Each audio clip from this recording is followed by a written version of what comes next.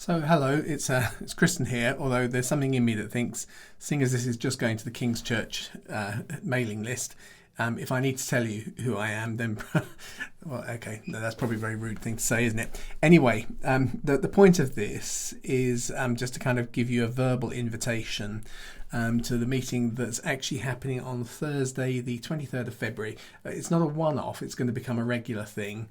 We're going to call it King's Life.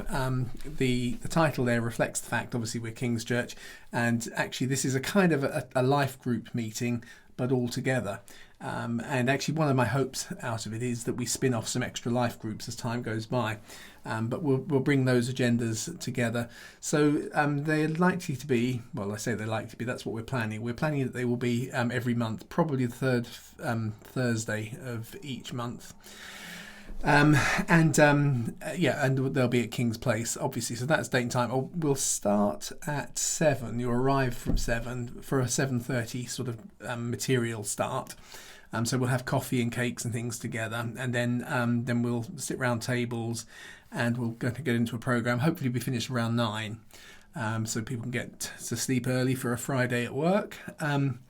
And just to kind of give some context to it, I'm going to base the program initially. The meeting itself doesn't have to contain this program. It's just where we're going to go with for the first year or so. Also, how long am I going to keep this up?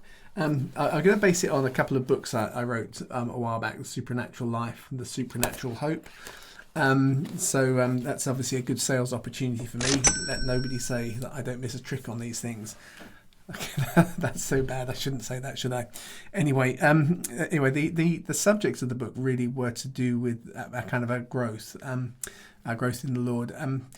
If I think I actually wrote it in one of them, something like this: is that Jesus didn't come so much to show us what God could do.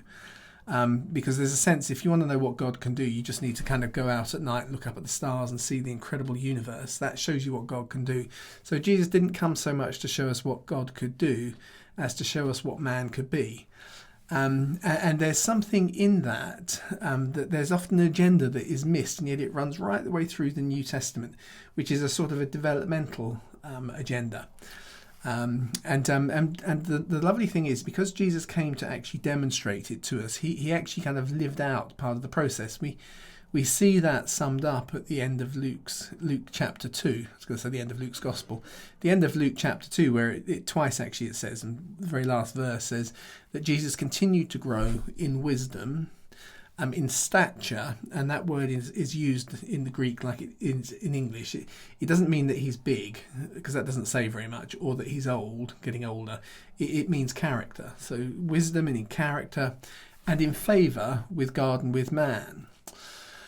And interestingly, Jesus himself actually kind of picks up on 3 ideas that kind of follow this little 3-dimensioned approach to growth.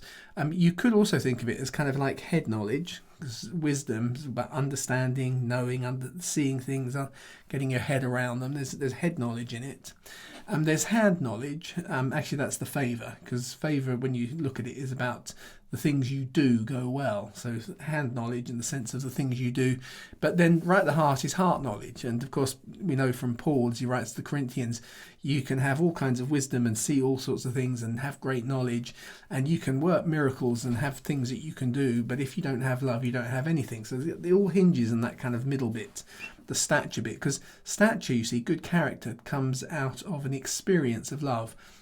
We all behave better when we're in love and we feel loved.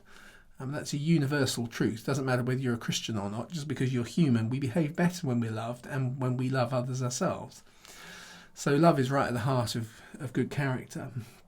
So we're going to unpack those things together, and it's not going to be so much sitting in rows and listening to me at the front, much as I like to inflict that on you.